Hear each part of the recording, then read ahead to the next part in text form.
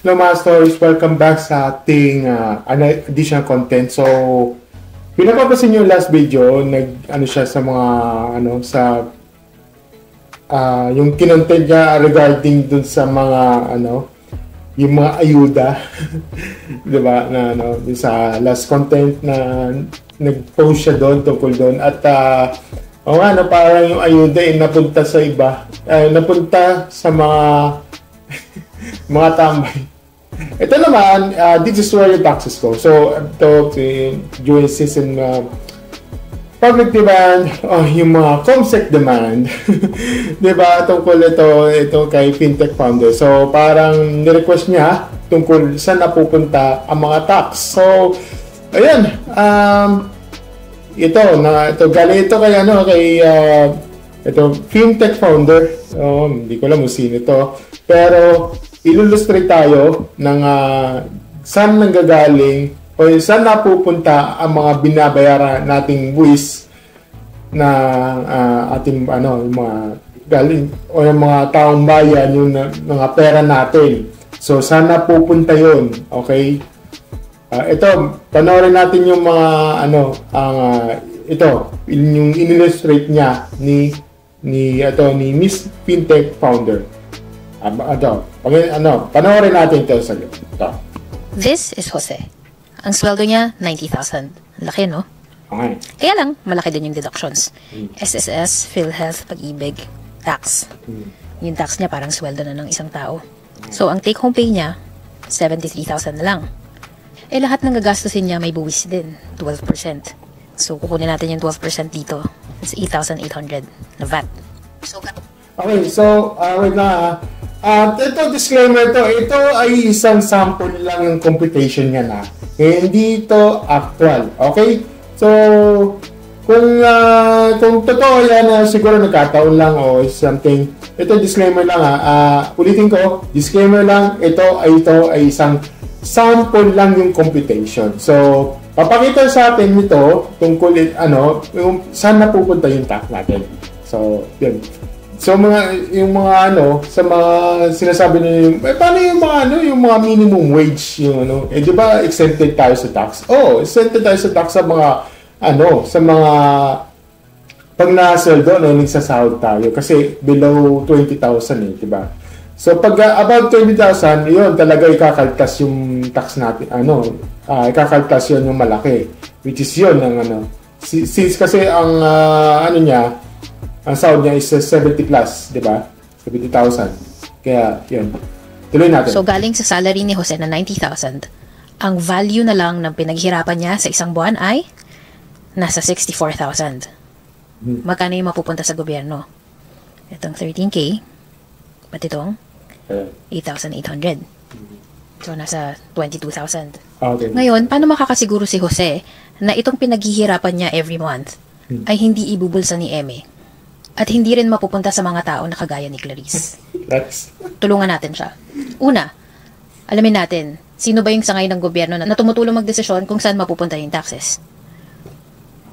It's the senators and congressmen. Pareho silang gumagawa ng batas. Ang pinagkaiba lang, senators are on a national level, while Congress are on a local level. Mahaba tong proseso na to, pero sisimplihan ko lang. Pag nag-propose yung president natin ng budget para sa taon, ang nag-i-evaluate niyan ay ang senators at ang Congress. Ang pinag-uusapan nating budget dito ay ito. So, ang mga senators at ang congressmen, tumutulong silang mag-evaluate kung saan i-allocate yung budget para sa taon. Trabaho din nila na siguruhin ang budget na na-allocate or binigay sa mga government sectors ay ginagamit para sa mga mamamayan at hindi lang pansariling pakinabang ng politicians. Kilala ko yan. Wait lang. Matamaan. COMSEC. O ng mga kamag-anak nila. Trabaho din ng senators at ng Congress na gumawa ng mga batas. Batas na makakatulong para sa mga mamamayan. Trabaho din ng mga senators at congressmen na i-representa tayong mga mamamayan. Ano yung mga kailangan nating projects and developments para mapaigi yung buhay natin. Ideally, yung pinaghirapan nating pera ay gagastusin para sa mga programa na makakatulong sa ating mga mamamayan. So, Hindi pa rin alam ni Jose kung sino yung iboboto niya kasi parang pare-pareho lang naman daw yung pangako ng mga politicians. Yun nga yung problema dyan eh. Yung, for example ito, si Jose. Yun nga yung problema eh. Saan siya, parang, yun nga yung parang gas-gas na yun. Pangako. Yun ang problema kasi dyan. Lalo na sa mga, mga urban areas na nasisilaw sila sa mga, sa mga, yung mga, sa mga galing sa mga showbiz. Yung galing sa, bakit mo binoboto? Kasi, artista sila. Nakalungkot. Kaya minsan ng vote eme. Kaya, kung sinabing vote eme, number one iisipin ko. Galing artista. Okay, sad but true naman talaga. Alam mo naman yung mga yan. Di ba? Yun lang, nangyari yan. Di katulad noon talagang may pinandigan from talaga alam sila sa mga batas, 'di ba? Di ko alam kung bakit naging artista ba 'to. What? Yung mga sumayaw lang yan, nagkasenador na nga eh, 'di ba? Iba naman, sumayaw lang, kumanta lang, nagka-kongreso na siya. Alam mo, nagiging circus na. Pero sige, tuloy na lang natin to. Paano ka makakapag-decide objectively? Na natin yung job description. Isipin mo, para kang nag-a-apply ng trabaho.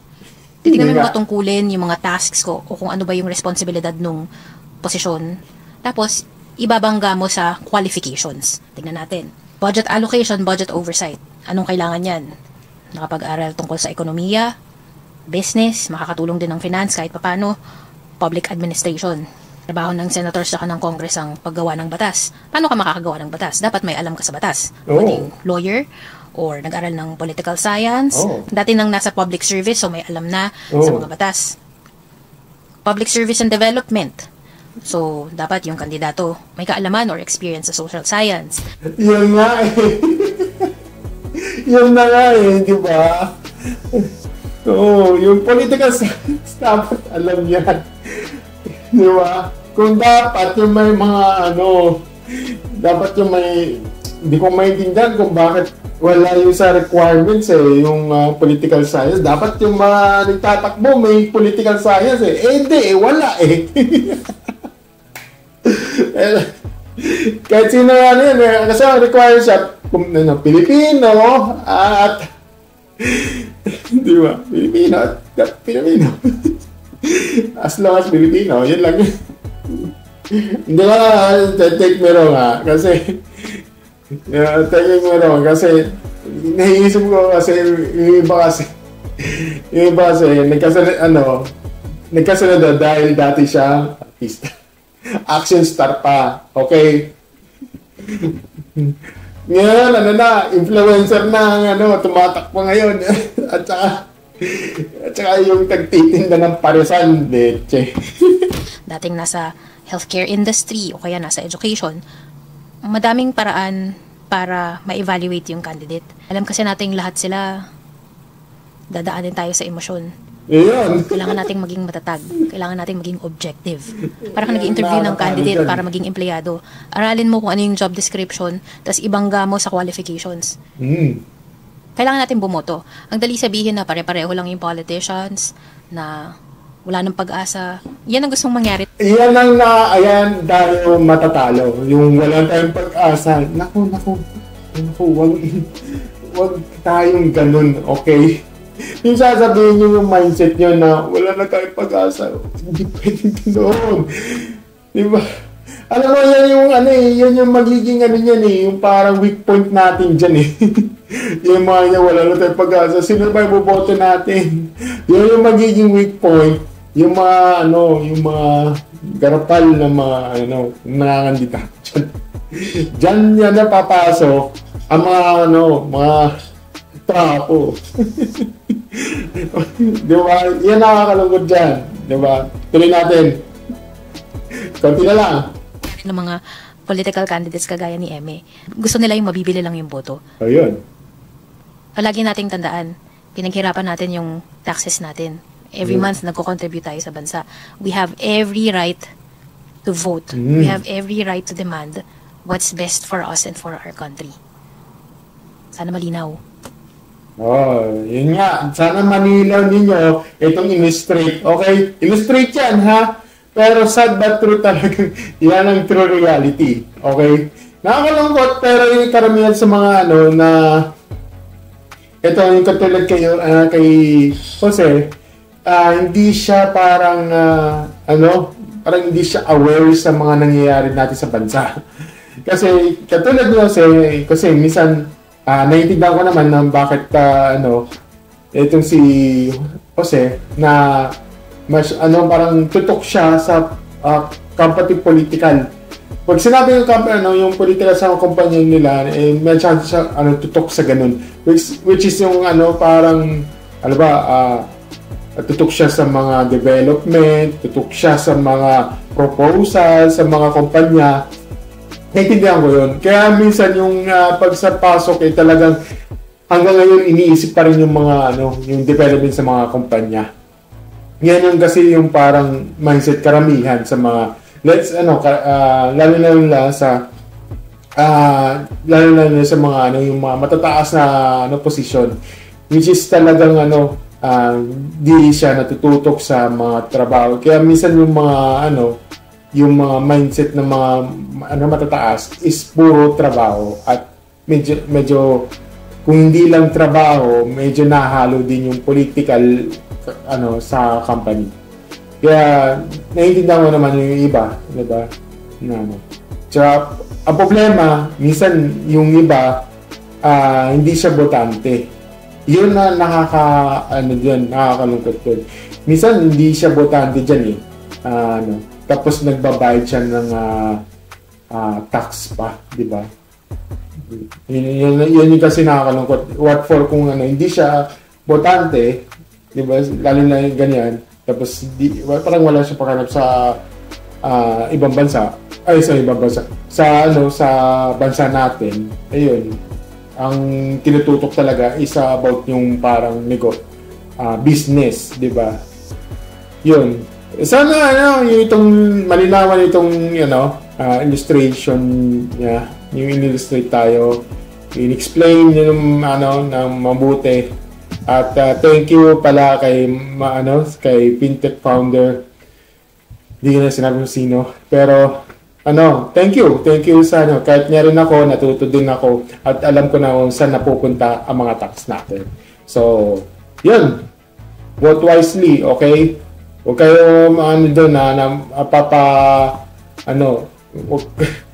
huwag kayo magpapoto sa mga sayaw-sayaw at kanta-kanta lang, okay? Alam mo, gasgas na sa akin yan. I-bash nyo ako kung gusto nyo dahil sabihin mo, wala kang bayag. Balita ka kasi, wala kang bayag, Marky, ha? Wala kang bayag. Ba't mo illustrate? Kasi wala ka kasi yung bayag. Yan kasi yung mindset mo nakakalungkot yun. Kaya yan yung mga mo. Yun lang masasabi ko, yun lang, maraming salamat sa panonood. Like, share, subscribe, and click notification bell. Bye! See you. Bye.